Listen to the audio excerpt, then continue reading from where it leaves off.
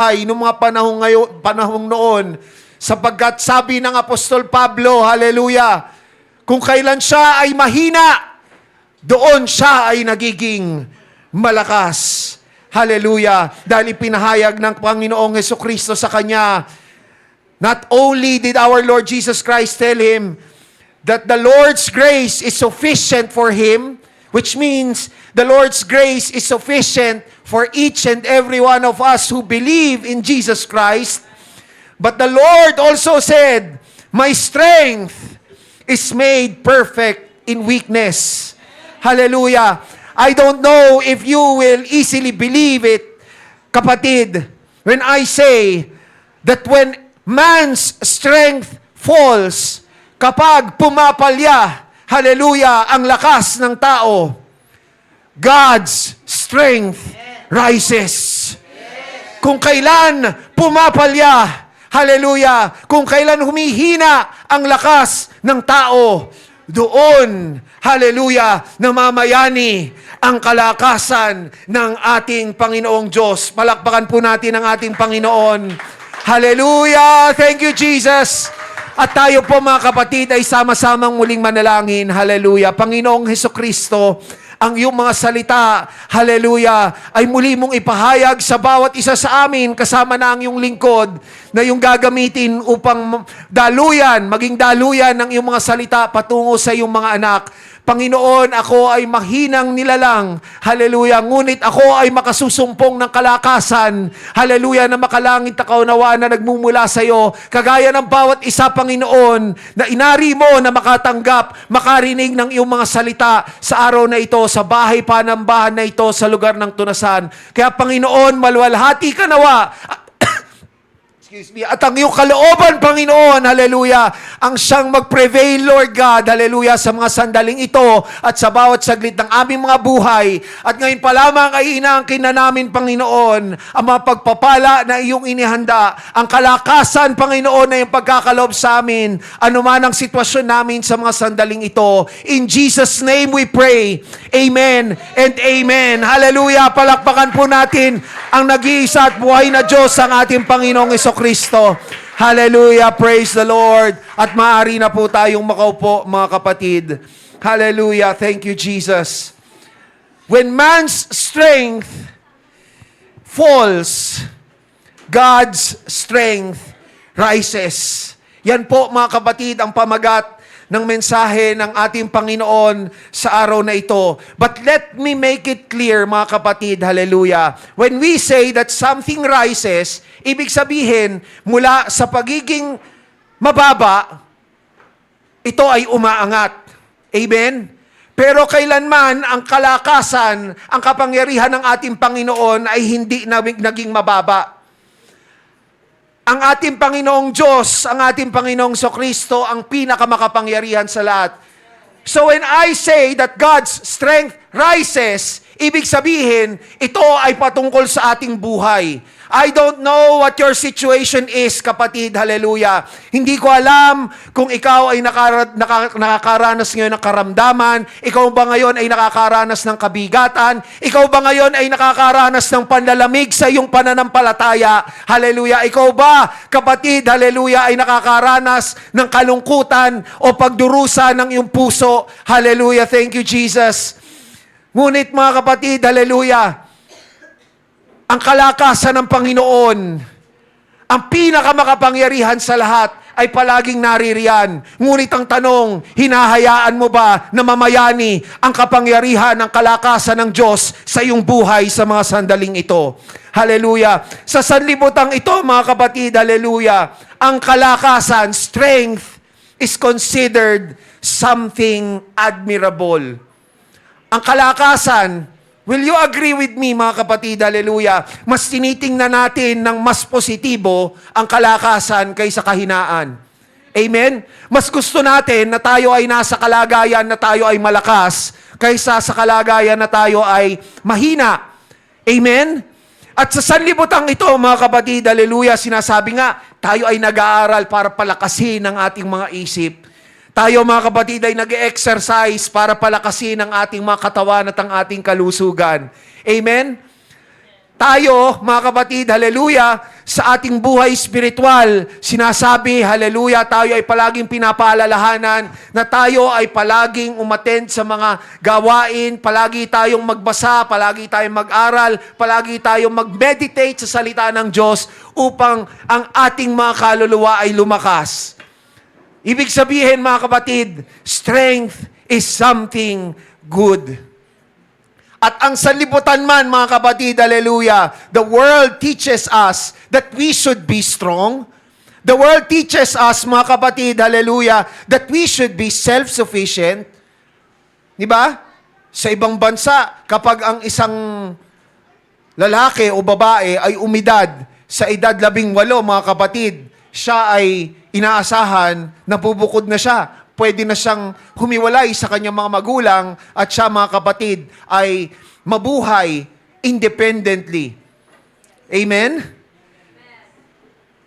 Dito sa Pilipinas, mga kapatid, that does not necessarily apply. Hallelujah. Ngunit, madalas nating maririnig sa ating mga magulang, lalo na kung tayo, mga kapatid, ay medyo may edad na. Di ba sinasabi sa atin, uy, ang dami mo ng ugat sa iyong binti. Matuto ka naman na magsarili na.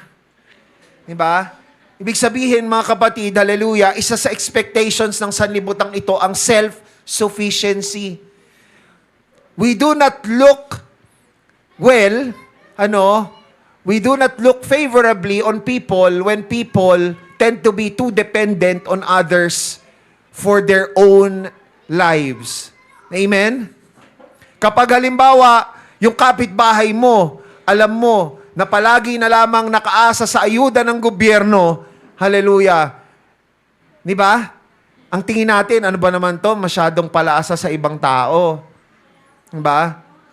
Kagaya ng kung paanong sa mga kabataan dito, di ba? Kapag ang iyong classmate, palaging hingi sa'yo ng piraso ng papel, kapag kahit sasabihin ni teacher, okay, bring out 1/4 sheet of pad paper. Di ba? Tapos palaging hingi sa'yo, di ba? Natutuwa ka ba? Marahil hindi, kasi inisip ko ba naman to? Palaging nakaasa sa akin para sa kanyang pangangailangan. So, self-sufficiency is something that is expected and is something that is viewed as desirable. Hallelujah. In this world. Hallelujah. At lalo na sa ating mga magulang. Ang lahat nga ng mga tatay na naririto, bagamat ilan lang tayo sa linggong ito, mga kapatid, ay magsabing, Praise the Lord. Praise the Lord. Hallelujah. Thank you, Jesus. Lalo na sa ating mga tatay, gayon din naman sa mga ina ng tahanan. Amen, di ba? Mahirap magpakita ng kahinaan sa ating pamilya. Gusto natin, kailangang nandoon ang imahe na tayo ay malakas, tayo ay matatag. Amen. Kahit na sa totoo niyan, hallelujah, nadudurog na ang ating puso dahil sa ating sitwasyon. Ang pakiramdam natin, hallelujah, ay nasa babang-baba na tayo. Hallelujah. Sobrang bigat ng ating pinagdaraanan. Ngunit hindi natin, sinasabi ng mundo, hindi mo yan dapat ipakita sa iyong mga anak. Hindi mo yan dapat ipakita sa iyong asawa. Dapat magpakita ka ng kalakasan. Amen? That is what the world teaches us. Hallelujah. Kasi kailangan, hallelujah, kung hindi lang sa ikaw ay dapat maasahan mo ang iyong sarili sa mga sitwasyon, hallelujah, na may hirap, na stressful, bilang mga magulang, amen? Mga tatay, mga nanay, kinakailangan tayo ay maaasahan din, lalo na ng ating mga anak. Amen? Kaya mahirap magpakita ng kahinaan. Kahit sa totoo niyan, tayo ay hinang-hina na. Feeling natin tayo ay lugmok na lugmok, durug na. Hallelujah. Because the world will look down on a parent, a father, a mother, hallelujah, who shows weakness, who admits weakness, hallelujah, especially to their children. Hallelujah. Ngunit mga kapatid, ito ay sa sanlibutan. Iba ang usapan pagdating sa kaharian ng Diyos. Hallelujah. Yes, we should not depend on other people. Hallelujah. We should be self-sufficient.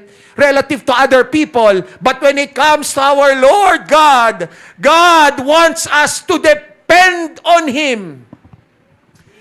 God wants us to be dependent on Him. Ninanais ng ating Panginoon na tayo ay umaasa sa Kanya. God will not look down on us if we remain dependent on Him all throughout our Christian lives. Hallelujah. Because in God's kingdom, mga kapatid, strength is not found in self-dependence. Sa kaharian ng Diyos, hallelujah, ang tunay na kalakasan ay hindi matatagpuan sa pangsarili mong kalakasan.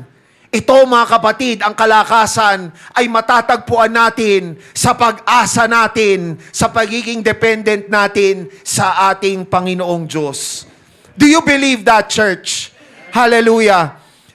That God, hallelujah, wants us to depend on Him. And there are times in our lives, even if we have already repented of our sins, even if we have already been born again, and in fact, napapansin natin ito sa ating buhay, na nung nakakilala tayo sa ating Panginoon, parang mas marami yata ang mga pagkakataon na tayo ay nakakaramdam ng kahinaan. Tayo mga kapatid ay nakakaramdam ng pagdurusa. Tayo mga kapatid ay nakakaramdam. Tayo ay may mga pagkakataon na nararamdaman natin na basag na ang ating puso, basag-basag na ang ating pagkatao. Hallelujah, tayo ay nakakaranas ng mga pagkakataon na tayo ay nagkakaroon ng disappointments. Amen? Sige nga, magsabing ang amen, yung walang nasumpungan na disappointment sa buong linggong ito. Magsabing amen. Ni isang disappointment, posible nga lang, di ba, paggising mo sa umaga, tapos yung almusal na inihain sa ni nanay, hindi mo bet kasi ang ine-expect mo, di ba, sinangag, tapa, itlog, wow, di ba? Pero ang nakahain lang, mga kapatid, hallelujah, ay kanin na bahaw, nilagang itlog, kasi yun lang ang meron, di ba? O nakaramdam ka ng, ng disappointment, di ba? No, ikaw kapatid, hallelujah, ay nag-aabang ka ng jeep na masasakyan, tapos ang tagal-tagal mo nang naghihintay, kahit napakaaga kang lumabas ng iyong bahay, pero ang tagal-tagal mo na naghihintay, pero wala kang masakyan kasi lahat ng mga dumaraan na jeep at bus ay punuan. Di ba? So nakakaramdam ka ng disappointment. Hallelujah. So kahit na ang Kristiyano, mga kapatid, hallelujah. Ano yung inawit natin kanina? Ano inawit natin kanina, mga kapatid? Sa pagkatapos ng ating Bible reading, ano inawit natin kanina? It's a joy to be a Christian, right? Every Monday, Tuesday, Wednesday, Thursday, Friday, Saturday, Sunday. Meaning, bawat saglit, bawat araw, di ba? Kagalakan ang maging Kristiyano. Pero mga kapatid, hindi ibig sabihin nun, mga kapatid, na ang bilang Kristiyano, hindi ka makakaramdam ng kalungkutan, hindi ka makakaramdam ng pagkapagod, hindi ka makakaramdam ng disappointment, hindi ka makakaramdam ng kahinaan. That is part of Christian life. And God allows it. Now you might think, Lord, nakakilala na nga ako sa iyo eh.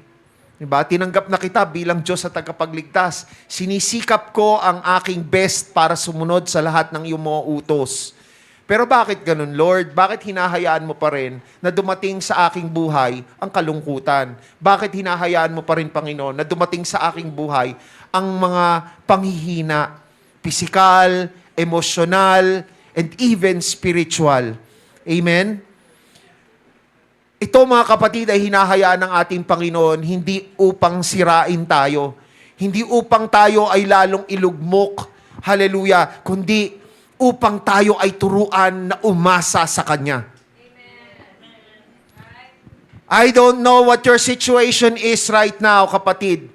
Kung gaano man kahirap ang pinagdaraanan mo, kung gaano man kabigat ang nasa kalooban mo sa mga sandaling ito, kapatid, hallelujah. But know this, hallelujah, God right now is telling you to depend, to lean on Him. Hallelujah. Kung patuloy tayong aasa sa sarili lamang nating kalakasan, we can only go so far because our body, our humanity, being just a creation of our divine Creator, hallelujah, has limits. Even our own strength, physical strength, mental strength, emotional strength, and even spiritual strength, mga kapatid, hallelujah, may have limits. That's why we ought not to depend on our own, but we need to depend on the one who created us. Hallelujah. Thank you, Jesus. May mga dumaan sa atin, may mga pinagdaanan tayo, mga kapatid, hallelujah, na marahil nakaramdam tayo ng matinding, hindi lang panghihina, kundi matinding kahihiyan. Kahihiyan relative sa ibang mga tao, kahihiyan relative sa ating mga sarili. Hallelujah. Pero tandaan natin, hindi exclusive sa atin ang ating pinagdaraanan. You know what? You've heard this many times, that the Bible, the Word of God, hallelujah, deserves as God's love letter to us. Amen? Sino sa inyong nakatanggap ng love? Siguro mga kabataan ngayon iba na ang anyo ng iba na ang paraan ng pagpapahayag ng kanilang pagkagusto, sa kanilang iniirog. Pero para sa mga siguro sa mga kaedad ko, at yung mga mas nakakaedad sa akin, nakaranas tayo na either tayo yung sumulat ng love letter o tayo yung makatanggap ng love letter. Amen?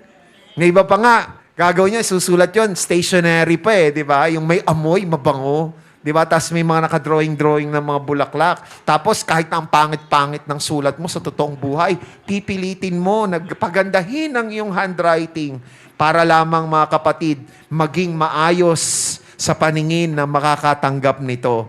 Amen? Ngayon, hindi na Di ba? Text na lang Di ba? Hindi na makikita kung pangit ba o maganda yung handwriting, di ba? Magkakaalaman na lang pagka mag-asawa na. Pakisulat mo nga to, pakilista mo kasi mamimili ako. Tapos magtingin mo, ba naman to? Ganito palang sulat ng misis ko? Ay, hindi ko sinasabi yung misis ko, mas maganda, di hamak na mas maganda ang sulat ni Sister Jeremy kaysa sa akin. Pero halimbawa lang, ganon. Di ba? O siguro siya, na-shock siya nung nakita niya yung sulat ko. Ba to? Hindi ko maintindihan. Papabili daw sa akin Ano ba to? Close-up ba to? Colgate? Di ba? Kasi nakikita ko, letter C. Di ba? Love letter, mga kapatid. At kung ikaw ay magsusulat ng love letter sa iyong iniirog, di ba? Yung mga magaganda ang isasabihin mo dyan. Maganda isusulat mo. Hindi ka maglalagay ng mga bagay na maaaring ika-disappoint, ika-discourage ng iyong iniirog, di ba? Pero kung mapapansin natin, mga kapatid, itong love letter na ito ng ating Panginoon na iniwan sa atin, itong Bible, mga kapatid, hallelujah, meron ditong mga kagimbal-gimbal na mga kwento. Amen? Halimbawa, mga kapatid, kung hindi natin alam, kung halimbawa, first time nating basahin ang Bible, di ba? Tapos nagsimula tayo, Genesis. Okay? Tapos nasa Exodus na tayo. Tapos nabasa natin, nasa part na tayo, kung saan, wow, ang ganda na ng kwento. Nakumbinsi na si Faraon na palayain ng mga Israelita. Pagkatapos ng mga salot na ipinadala ng Panginoon sa Egypt, okay, nakalaya na ang mga Egyptians. Pero paano nung nagbago ulit ang isip ni Faraon? Tapos pinatugis niya ulit yung mga Israelita. Tapos masusukol na ang mga Israelita sa pangunguna ni Moses nung sila ay nasa Red Sea. Di ba? Kung hindi natin alam, kasi malamang, siguro nga, bago pa natin sinimulang basahin talaga ang Biblia, pamilyar na tayo sa kwento ni Moses at ng mga Israelita, di ba? Marahil napanood natin, di ba? Prince of Egypt, yung cartoon, di ba? Or maaaring kung nanonood kayo ng kabataan ninyo, ng Superbook, di ba? O yun yung mga kinalakhan ko noon Superbook, Flying House, di ba? O siguro nagkaroon ka. Pero kung totally wala kang ideya, mapapaisip ka Ba naman yan, pagkatapos iligtas ni Lord yung mga yung mga Israelita, hahayaan na naman niyang mahuli. Di ba? biruin mo, anong nasa pagitan nung, ang mga Israelita ay nasa pagitan ng yung mga tumutugis sa kanilang mga Egyptians, tsaka Red Sea. Amen? O, tapos halimbawa, mga kapatid, ng mga Israelita, hallelujah, ay nakikipagdigmaan. Tapos, ang naatasan, mga kapatid, na makipaglaban, mga kapatid, sumugod. 300 katao lang sa pangunguna ni Gideon. Sabi mo, ano ba si Lord? Nilalagay niya sa alanganin yung mga tao na supposedly mahal niya. Di ba? O kaya, mga kapatid, hallelujah, kung hindi natin alam yung kwento ni David at ni Goliath. Di ba? Kung hindi mo alam yung underdog story ni David. Di ba? Ano ba naman to si Lord? Ba't hinayaan na yung batang lalaki, di ba? Tapos tirador lang yung kanyang daladalang sandata. Ba't niya hinayaan na humarap doon sa pinakamalaking kawal ng mga Pilisteo? Di ba? Kung hindi natin alam yung kahantungan ng kwentong yon, di ba? Hindi maganda. Di ba? O kaya, mga kapatid, hallelujah, nung sinabi ni Paul na ilang beses siyang nanalangin kay Lord, di ba? Dahil meron siyang mga dinaranas sa paghirap kasama na mga kapatid, yung thorn in his flesh. Di ba? Pero, anong sabi ng Panginoon? Indahin mo yan. Sabi mo, ay, love ba ni Lord si Paul? Bakit hindi? And sa atin din mismo, mga kapatid, kahit na siguro pamilyar tayo doon sa kwento ng ating Panginoong Hesukristo, marahil hanggang ngayon, napapaisip pa rin tayo, paano hinayaan ng Ama ng kanyang pagkakatawang tao ay dumanas ng libong pasakit, kahit na hiniling ni Jesus Christ sa Ama, sa hardin sa Getsemani, mga kapatid, na ialis mo sa akin itong saarong ito. Di ba? Kung ikaw, mga kapatid, hallelujah, ay naniniwala sa Trinitarian doctrine na hiwalay ang si Hesukristo sa Ama, magkaiba silang persona, di ba kukwestiyonin mo kung paanong ang isang ama ay hahayaan niya yung kanyang anak? Ngayon, magiging argument, hindi, si Jesus Christ naman yung nag-decide na bumaba sa lupa. Yun yung narinig ko sa ibang mga Trinitarian Meron pa nga raw meeting, pastor Nag-meeting, nagkonseho pa raw Oo, nag-usap-usap daw muna sila, tapos nagpresenta daw yung pangalawa, yung anak na, Ama, ako na lamang po ang bababa para iligtas sa mga tao sa mga kasalanan nila. Di ba? Kung ganon, hindi ko sinasabing totoo yun, mga kapatid, pero kung ganon na nangyari, di ba? O tapos, ibig sabihin ba na, nagbago ang isip ng anak? Kasi bakit niya ipapanalangin sa Ama? Di ba? Nung alam niya na siya ay huhulihin na, at alam niya na siya ay makakaranas ng libong pasakit na hindi naman niya deserved. Di ba? Nagbago ang isip ni Jesus Christ, kaya humihiling siya kay Father na, God the Father, na alisin sa kanya yung saro na yon, alisin sa kanya yung kahihinatnan na yon. Pero bakit ganon? Hindi siya pinakinggan ni Lord. Hindi siya pinakinggan ng Ama. Di ba? Pero si Jesus Christ din mismo naman na nagsabi, di ba? Pero kung isipin natin, di ba, hindi lahat ng mababasa natin sa Biblia, kung hindi natin alam ang kalooban ng Panginoon para sa pagkakataong iyon, hallelujah, mga kapatid, isipin natin, nakaka-discourage naman. Parang hindi naman yata ito, pastor, makakahikayat na may manampalataya, kumilala at manampalataya at sumunod sa Panginoon. Di ba? Anong klaseng love letter yan? Di ba? Kung ikaw ay manliligaw through a love letter, mga kapatid, malamang-lamang yun nga, hindi ka magbibigay, hindi ka magsusulat dyan ng isang bagay na ikika-discourage, ikadidismaya, nung nililigawan mo, babasti din ka niyan. Di ba? Ang reply doon sa love letter mo, isang malaking N-O. Di ba? Pero mga kapatid, hallelujah, again, even though this, hallelujah, may have parts that seemingly appear discouraging, especially to those in the world, hallelujah, na may mga pagkakataon nga, di ba, ang sinasabi ng mga atheists, bakit pa kinakailangan ni Lord na hayaan na magkasala? Kung totoo ang Diyos, nilikha niya ang tao, bakit niya hinayaan na magkasala ang tao? Tapos parurusahan niya? Anong klaseng Diyos yan? Di ba? May mga ganong katanungan magkakaroon lamang tayo ng ganun ding mga katanungan habang binabasa natin ang Biblia kung hindi natin tinatanggap, hallelujah, na ang Panginoon, ang kanyang kalooban, hallelujah, ay iba sa kalooban ng tao. Na ang kalooban ng Diyos, ang paraan ng pag-iisip ng Diyos ay higit na nakatataas sa kalooban at sa paraan ng pag-iisip ng tao. Amen? At pag binasa natin ng tuloy-tuloy, yung mga kwento na nakapahayag dito sa kanyang love letter, mga kapatid, napakabuti pala talaga ng Panginoong Hesukristo. Napakabuti pala talaga ng Panginoong Diyos. Mahal niya naman pala talaga ang kanyang mga nilikhang tao. Amen?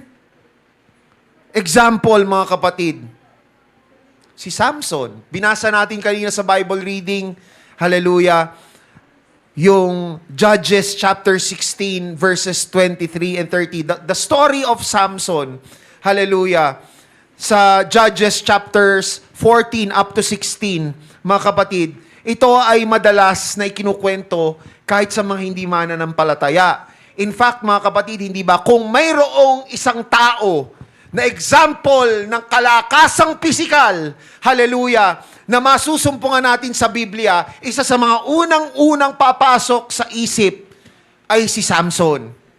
Amen? Di ba nagkaroon pa, parang may larong, di ba, larong bata pa nga, di ba? Paano ba yon yung may Samson, gano'n? Tapos yung Delilah, ano ba, kay Kembot ba, pag Delilah? Di ba? O ganun ba? O, di ba? So, nakikita natin, naging personification of strength, mga kapatid, physical strength, man's physical strength, si Samson. Hallelujah.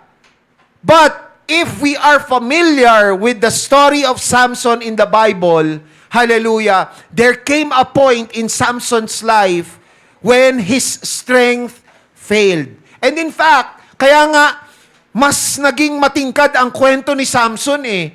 Di ba? Kasi, nandoon, sa unang bahagi ng kanyang kwento, na ipakita ang kanyang matindi, ang kanyang iba, yung physical na kalakasan. Amen? Biruin nyo, saan ka nakakita? Sa pamamagitan lamang ng panga ng isang asno. Di ba? Nalipol niya ang napakaraming kalaban.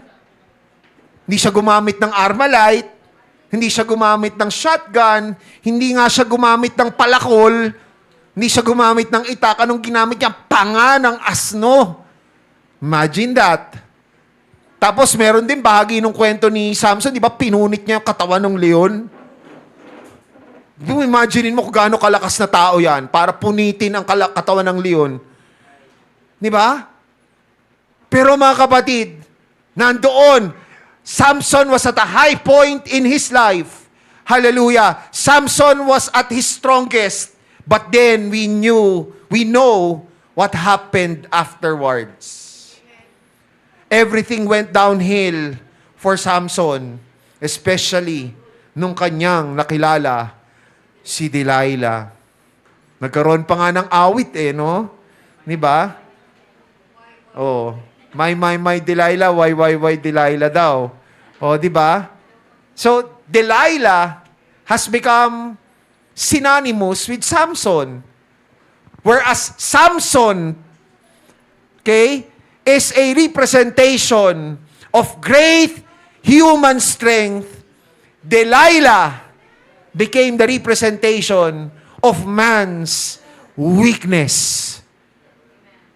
Na anuman, gaano ka man kalakas, pero isang Delilah lamang ang katapat mo. Kung si Superman may kryptonite, si Samson may Delilah, ikaw kapatid, ano kaya ang iyong Delilah?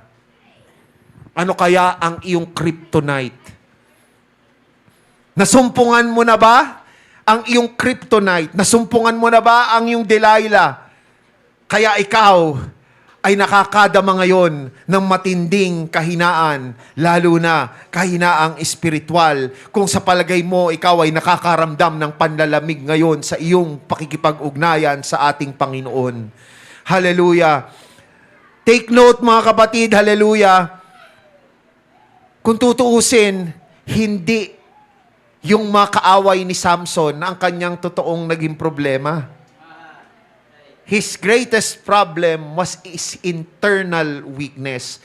While people saw, hallelujah, how strong Samson was in his feats, especially in defeating the enemies, hallelujah, deep within, Samson had a weakness. Hallelujah. And there comes a time in our life when people will admire us verbally. Sasabihin sa atin, wow, brother, wow, sister, wow, friend. Ang galing mo, ang tatag mo sa sitwasyon mo. Di ko akalain nakakayanin mo sa sarili mo na pagkatapos kang hiwalayan ng iyong asawa, maitataguyod mo pa rin ang iyong mga anak. Di ba? So that is a show of strength. And when something is seen by other people, that means it's external. Nakikita. Pero ang question, what was happening, what is happening, and what is still going to happen deep within you. Kapag tayo ay nakakarinig ng papuri tungkol sa ating mga magagandang katangian, kasama na doon ang pisikal o emosyonal na kalakasan, mga kapatid, maganda ang pagtanggap natin. Amen? Meron ba sa inyo na, pinuri ka? Dahil sa isang bagay na talagang nakita nila sa'yo, di ba? Ibang usapan, yung binobola ka, alam mo naman pag binobola ka, di ba? Pag binobola ka, hindi mo papaniwalaan yun, hindi mo tatanggapin na something na, parang, kumbaga positive para sa'yo. Kasi, alam mo, binobola ka eh. Ano magiging response mo? Di nga, di ba? You respond with doubt, with an expression of doubt. Pero kung something na alam mo sa sarili mo na, ganun nga yung nagawa ko. Diba? O nga, naitaguyod ko ang aking mga anak kahit na ako ay iniwan ng aking asawa. Diba? Alam mo, na nagawa mo yon at pinuri ka ng ibang tao, halimbawa lang yun, mga kapatid ha, at pinuri ka ng ibang tao, di ba? I thank you. Hindi, kailangan eh. Yeah? So you receive it positively. Amen? And if we keep on hearing such things about strength that we are able to show externally, hallelujah, that could give us the illusion, mga kapatid, or even delusion that we can be independent from our Creator. Maaring pagpalagi tayong nakakarinig ng papuri mula sa ibang tao, hallelujah, na kung gaano ka kagaling, kung gaano ka kalakas, kung gaano ka kamaasahan, hallelujah, ay magbigay sa iyo ng ilusyon at delusyon. Pag sinabing ilusyon, di ba, sa isip mo, yung parang nakikita mo, lalo na yung sarili mo, na hindi naman pala talaga ganon. Delusion, mas malalim na yun, nasa isip mo na. Di ba? Bari magkaroon tayo ng ilusyon o delusyon na pwede na tayong maging independent, na pwede na tayong hindi umasa sa ating Panginoong Diyos. Hallelujah. Kaya ano ang nangyari kay Samson, mga kapatid? Hallelujah. Nakuha ni Delilah, di ba? After how many tries? Noona, niloloko-loko pa ni Samson eh. Unfortunately, hinayaan niya sa buhay niya si Delilah eh. Kaya nga, mga kapatid, kung meron tayong Delilah sa ating buhay, at hinayaan natin na makapasok siya sa ating buhay, dapat sa umpisa pa lamang, no na eh. Kahit nasabihin na, hindi, okay lang, saglit lang naman eh. Hindi ko naman binibigay ng buong buo yung aking kalooban sa kanya. Meron pa rin naman akong doubt sa kanya, pinagdududahan ko pa rin naman sa kanya, siya. Pero kung hinahayaan mo pa unti-unti, kagaya nung nangyari kay Samson, di ba? Kung sino man or kung ano man yung Delilah sa buhay mo, mga kapatid, na magpapahina sa'yo, lalo na yung kahinaang espiritual, na magpapalayo sa'yo sa ating Panginoon. Hallelujah. Yung unti-unti na yan, magbi-build up yan until such time na ikaw ay nasa impluwensya na ng Delilah sa buhay mo. At hindi mo na namalayan, your deepest, darkest secrets have been used against you. Hallelujah. Kagaya ng nangyari kay Samson. At kung ganun nga, na hindi natin alam kung anong kahinatnan ni Samson at the end, hindi ba isipin natin, ay, failure naman pala itong si Samson eh. Failure spiritually. Di ba? Tapos nahuli siya, 'di ba, ng mga kaaway, ng mga Pilisteo, 'di ba? Tapos dumating pa sa point sa binasa natin kanina na siya ay i-display sa isang piging. So I believe, I don't know if you would agree with me, but I believe that it was that point in Samson's life that was most humiliating to him. Imagine ikaw na isang bayani ng mga Israelita. Sobrang kinatatakutan ng mga Pilisteo dahil nakuha mong pumatay ng 1,000 tao sa pamamagitan lamang ng iyong bare hands at ng panga ng asno. Diba? Anong itsura mo ngayon? Ikaw ay hindi lamang bihag ng iyong mga kaaway, kundi ikaw ay binulag pa. Diba? Ikaw ay nakagapos, tapos malalaman pa nila, paano nalaman ang sikreto ng kalakasan ni Samson? Babae lang pala eh. Kung alam lang namin na si Delilah lang pala ang katapat nito ni Samson, hindi na namin pinaharap sa kanya yung libo-libong mga tao. Hindi na namin hinayaan na may libo pang mga kawal namin yung makapatay sa kanya. Dapat palang ginawa na lang namin, pinadala na lamang namin isang babae. Imagine that. Yung kalakasan na ang katapat ay 1,000 katao, napawi sa pamamagitan lamang ng isang babae. I'm not saying na, baka sabihin nyo, misogynistic ako, Pero my point is, mga kapatid, if we think that we are at our strongest point in our lives, and we have that illusion or delusion that because I'm already strong, I don't need God anymore. I don't need to pray anymore. Hallelujah. Nagkakamali ka, kapatid. Marahil isang dahilan kung bakit ikaw ay naririto sa bahay-sambahang ito, hallelujah, ay dahil ipinapaalaala sa iyo ng Panginoon kung gaano mo siya talagang kailangan sa iyong buhay. That maybe it's high time, hallelujah, that you stop rejecting God in your life. That you start depending on God once again. Hallelujah. Kagaya ng ginawa ni Samson when he was at that point, the most embarrassing probably point of his life. Hallelujah. Siya ay nanalangin sa ating Panginoon, hindi ba? Siya ay nanalangin sa ating Panginoon. Ang kanyang panawagan sa ating Panginoon, hallelujah, ay naganap noong siya ay nasa kanyang pinakamahina. Ang kanyang pinakamalakas na panawagan sa ating Panginoon ay naganap sa panahon, sa sandaling iyon, na siya ay nakadama ng pinakamatinding kahihiyan sa kanyang buhay. Marahil, kung ano man ang nararanasan mo, kung sa palagay mo, ikaw ay nasa kalagayan, na ikaw ay napakahina. Ikaw, kapatid, hallelujah, ay nakakaramdam ng kahihiyan, nahihirapan kang humarap sa ibang tao. Hallelujah. Nahihirapan kang humarap sa iyong kapamilya. Nahihirapan kang humarap sa kapwa mo mananampalataya. Hallelujah. Sa pagkakataong yan, lalo mong kinakailangang lumapit sa ating Panginoon.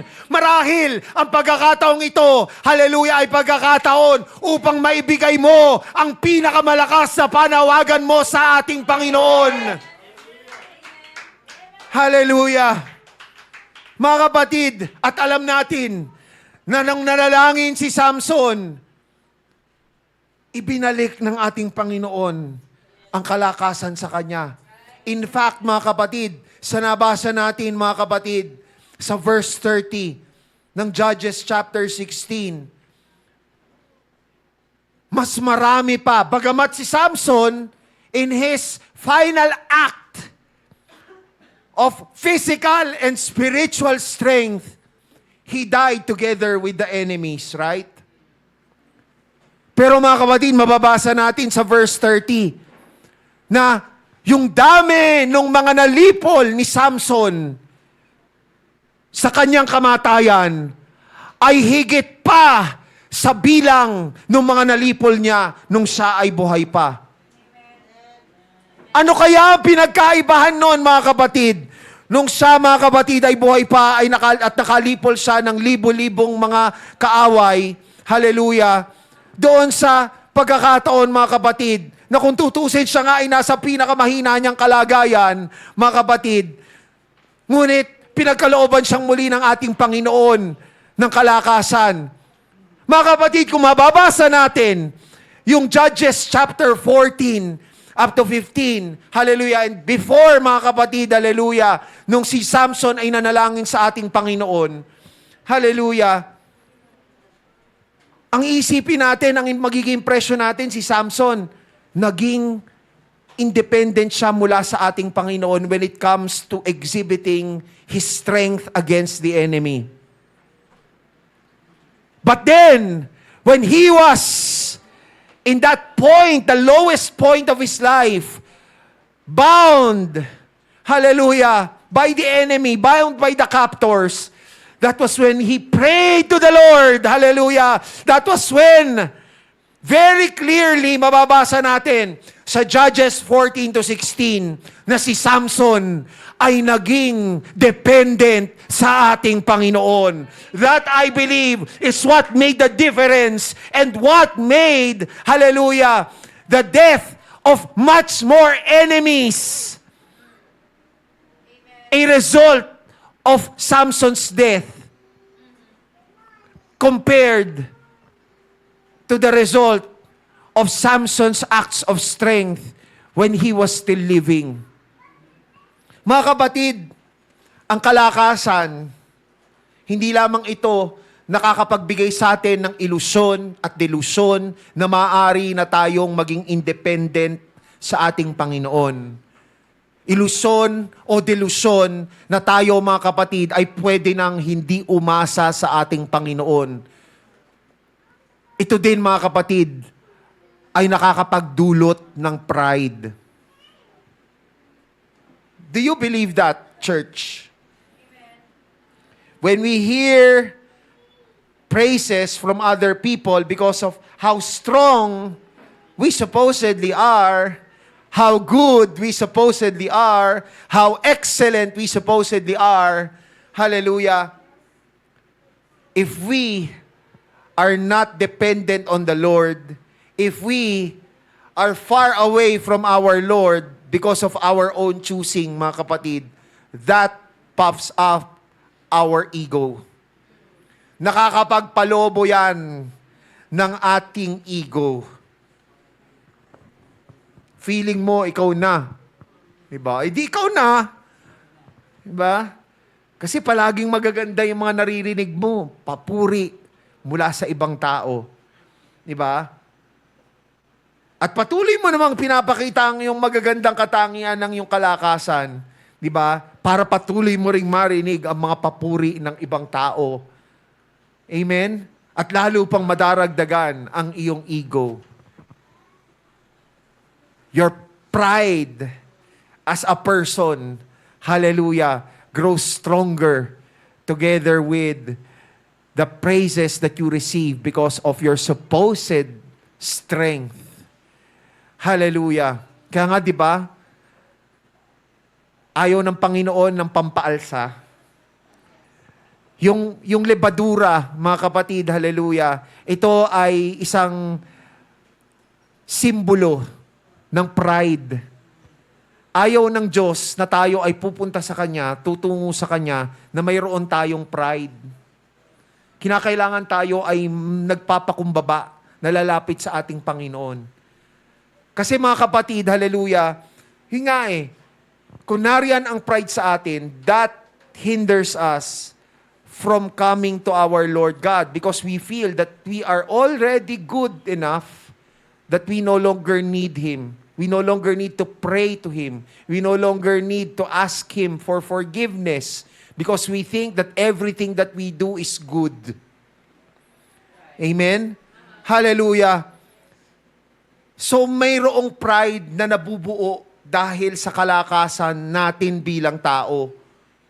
Kaya ko itong gawin, hindi ko kailangan mag-pray. Di ba? Hindi ko kailangan ng tulong, lalo na ng tulong ni Lord. Sapat na ang lakas ko. Amen? Pride gives us that tendency for self-glorification. Sarili na natin ang nabibigyan ng kalwalhatian. Pero tatandaan natin, at madalas nyo itong naririnig sa akin, tayo ay mga nilalang lamang ng Diyos. Kailanman ang nilalang ay hindi magiging higit na dakila kaysa sa kanyang lumikha. Kaya ang nararapat lamang na tumanggap ng papuri, ang kinakailangan na tumanggap ng kalwalhatian, ay ang lumikha sa atin, hindi tayo na kanyang mga nilikha. Ngunit ganun nga pag tayo ay malakas, nabubuo sa atin yung ilusyon at delusyon na tayo ay karapat-dapat na mag-glorify. Amen?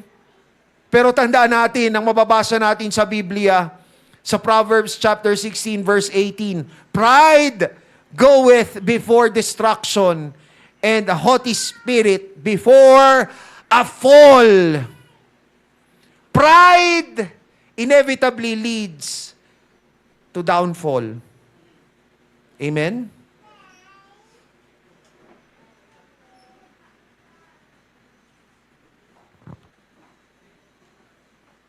Saglit lang po.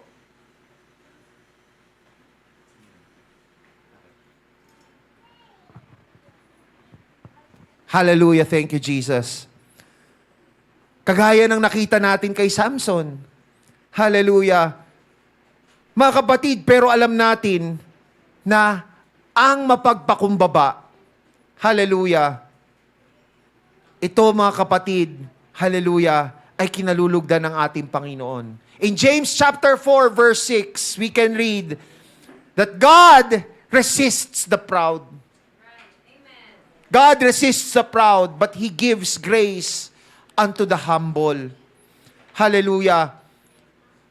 So kaya ba tayo ay napupunta sa mga kalagayang tayo ay nanghihina dahil nais ng Panginoon na sawatain ang pride sa ating pagkatao?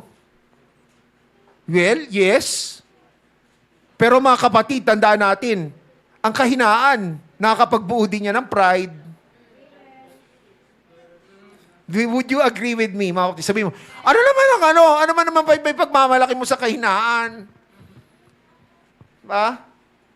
Hindi, mga kapatid, may ibang mga tao, you know what? May ibang mga tao, alam nila sa sarili nila na sila ay mahina, sila ay nakakaranas ng mababang sitwasyon sa kanilang buhay, pero magtataka ka bakit hindi sila lumalapit sa ating Panginoon.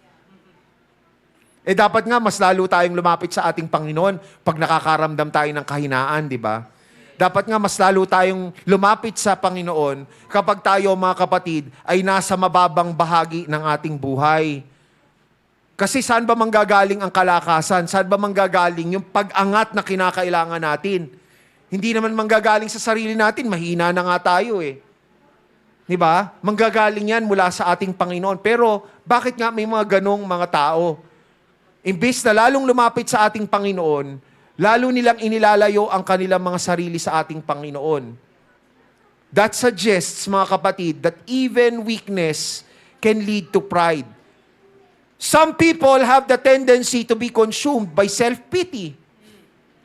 Sobrang awa nila sa kanilang sarili. Di ba? Ang nag-focus na naman, sarili pa rin. Di ba? Hindi mo naiisip, hallelujah, ang ibang tao, hindi mo naiisip ang ating Panginoon. Some people can become consumed by hopelessness, by despair. Masyado na akong sira. Wala na makakatulong sa akin. Hindi na ako pwedeng gamitin ng Panginoon. Kaya mas maigi pa, lumayo na lamang ako kay Lord. Yung hiya mo sa sarili mo dahil kung sa palagay mo matinding kasalanan ang nagawa mo sa Panginoon na nagdulot kung bakit ikaw ay nasa sitwasyon mo ngayon. Hallelujah. Tandaan mo, ang Panginoon, hindi naman niya pinili kung sino yung nakagawa ng ganitong kasalanan or ganitong kasalanan nung siya ay magkatawang tao upang ibuwis niya ang kanyang buhay. Amen? Para iligtas tayo sa ating mga kasalanan. Nagkaroon ba ng qualifier ang Panginoon? O yung mga nakagawa ng mga venial sins, di ba? Yung concept ng venial sins sa pananampalatayang Katoliko, yung mga mas mabababaw na kasalanan. Di ba? O, hindi sila yung kasama doon sa mga sa mga ililigtas ko kapag ako'y nagkatawang tao. Ang mga kailangan talaga ng kaligtasan, yung nakagawa ng mortal sins, yung mga siguradong sa impyerno ang kahantungan pag sila ay yumao. Hindi ganun ang ginawa ng Panginoon eh. Di ba? Halinaw, ang sinabi naman, for God so loved the world that He gave His only begotten Son, that whosoever,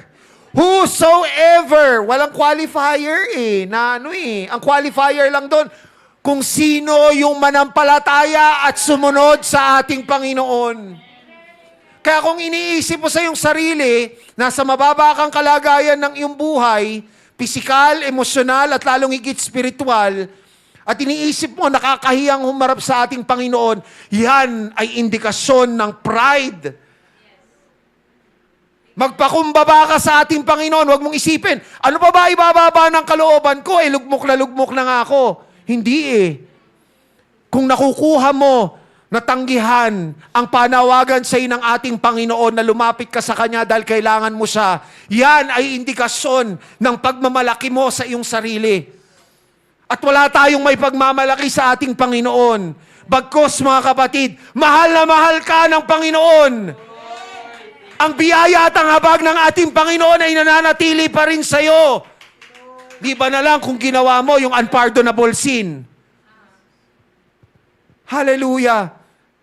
Kaya hindi ko alam ang pinagdaraanan mo ngayon, kapatid, kaibigan. Marahil ang dahilan kung bakit naririto ka ngayon sa bahay-sambahan ay tinatawag kang muli ng ating Panginoon upang umasa ka sa Kanya. Depend on Him. Draw nigh to Him, kapatid. Hallelujah!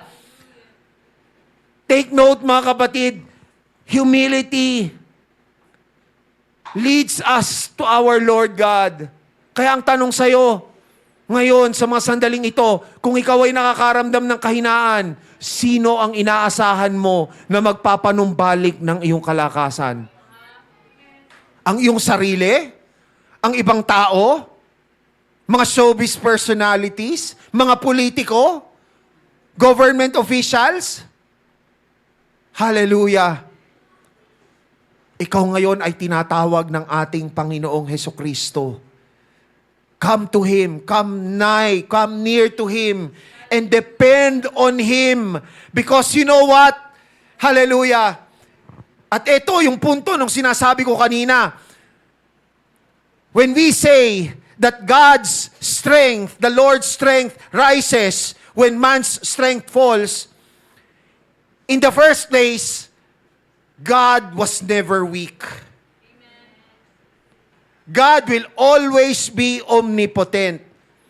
But because God has given us free will, hallelujah, nasa malaya nating pagpili kung hahayaan ba natin na ang Panginoong Diyos ay ganap nakikilos ang kanyang kapangyarihan, ang kanyang kalakasan sa ating buhay, o hahayaan lamang natin ang kapirasong kapangyarihan ng ating Panginoon ang siyang iiral sa ating buhay. But you know what, church? Hallelujah! The Lord's power works completely only when we submit and surrender to Him. Nung nakaraan, mga kapatid, ang mensahe ng ating Panginoon ay tungkol sa pagsuko. Pagsuko ng mga bagay na maaring pumipigil sa atin upang ganap nating maibigay ang ating paglilingkod sa ating Panginoon, ang ating katapatan sa ating Panginoon. Ang pagsuko ng ating kalooban para tayo mga kapatid, hallelujah, ay hayaan ang Panginoon na siyang manguna at ang kanyang kalooban, ang dakila niyang kalooban ang umiral sa ating buhay. Hallelujah. Take note mga kapatid, ang kapangyarihan ng Panginoon, ang kanyang banal na Espiritu ay hindi maaaring pumuno ng isang sisidlan na mayroon pang laman. Ang kapangyarihan ng Diyos na napapaloob sa kanyang banal na Espiritu ay hindi makakakilos ng buo at ganap kung mayroon pa tayong hindi isinusuko. Kung mayroon pa tayong pride sa ating buhay, kung mayroon pa tayong bahagi ng ating buhay na inaasa pa natin sa ating sarili at sa ibang tao at sa sanlibutan at hindi natin ipinagkakatiwala pa sa ating Panginoon. Church, if we want the power, the strength of the Lord to rise within us, to completely work in us, we need to completely surrender and submit to our Lord Jesus Christ. Proverbs chapter 3 verses 5 to 6. Perhaps maybe memory, not just memory but life verses for you, kapatid. Hallelujah. Trust in the Lord with all thine heart and lead not unto thine own understanding. In all of thy ways acknowledge Him and He shall direct thy paths. Hallelujah. Kung tayo mga kapatid, hinahayaan pa rin natin ang sarili nating pangangatwiran. Hallelujah. At hindi ang Panginoong Diyos na siyang mangunguna sa ating buhay, na siyang mangunguna sa pagdidesisyon natin, mga kapatid. Hallelujah. Hindi natin maaasahan na ang pagdidirekta sa atin ng ating Panginoon ay magiging ganap din. We need to completely surrender. We need to completely trust the Lord. After we surrender everything to Him, hallelujah, ang ating Panginoong Hesukristo, siya ay nanalangin sa hardin ng Getsemani, Ama, alisin mo sa akin itong sarong ito kung maaari. At that point, Jesus Christ's humanity felt what was coming to Him. At kahit na sinong tao, mga kapatid, kung alam mo na ikaw ay mamamatay sa isang napakatindi, napakahirap na paraan, hallelujah, walang tao sa kanyang tamang pag-iisip, di ba? Natatanggapin na lamang at magiging masaya pa.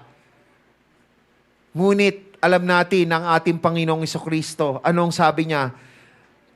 Sa verse 42 of Luke chapter 22, Jesus ultimately said, "Nevertheless, not my will, but thine be done." That was part of His prayer in Gethsemane. Hindi ang aking kalooban, kundi ang iyong kalooban, Ama, ang siyang matupad. Jesus Himself surrendered completely to the Father's will. And you know what happened in verse 43 of Luke chapter 22?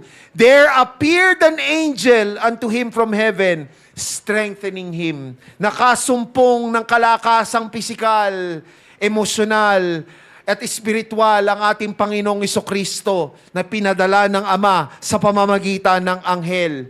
So strength comes after surrender. Hallelujah. When we surrender, God strengthens us. Amen? Hallelujah. And when God's strength prevails in our situation, that is when we become strong. Again, I say, church, when God's strength prevails in our situation, that is when we become strong. Amen. Hallelujah. Kaya yung pinahayag ni Pablo sa ikalawang Korinto, testimony niya yun eh. Mga kapatid, 3 beses siyang nanalangin sa ating Panginoon, alisin mo, Panginoon, itong dinaranas kong sakit. Particularly that thorn in His flesh. Pero anong sabi ng ating Panginoon? Sabi ng Panginoon, o sige anak ko, aalisin ko yung nagdudulot sa'yo ng panghihina at sakit. No. Instead, God said, "My grace is sufficient for thee." God did not immediately take away the problem in much the same way that in our situations, mga kapatid, God will not immediately remove what is supposedly our problem. But know this, church, hallelujah, hindi mo na kinakailangang hintayin at hilingin dahil ang biyaya ng ating Panginoon ay palaging nariyan para sa atin. Ano man ang sitwasyon mo, kapatid. Hallelujah. God gives sustaining grace. Sometimes, when a storm comes, the storm fades away because God wills it. But there are also times when God lets the storm come to our lives, but then God will strengthen us so that we can endure the storm. Hallelujah. Ang totoong kalakasan, mga kapatid, ay hindi pag-iwas mula sa kahirapan or sa mahirap na sitwasyon. Ang tunay na kalakasan, mga kapatid, ay masusumpungan kapag ikaw ay nakakadama ng kapayapaan sa oras ng kaguluhan. Kapag ikaw ay nakakadama, kapatid, ng kagalakan sa gitna ng pagdurusa.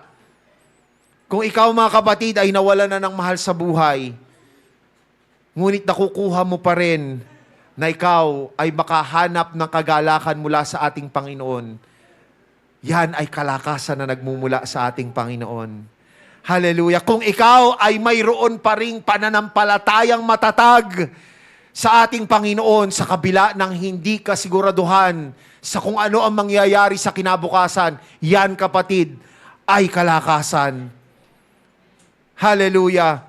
Kung ikaw ay mayroong lakas ng loob sa kabila ng ikaw ay nakadama ng pisikal, emosyonal na kahinaan, yan, mga kapatid, ay kalakasan na nagmumula sa ating Panginoon.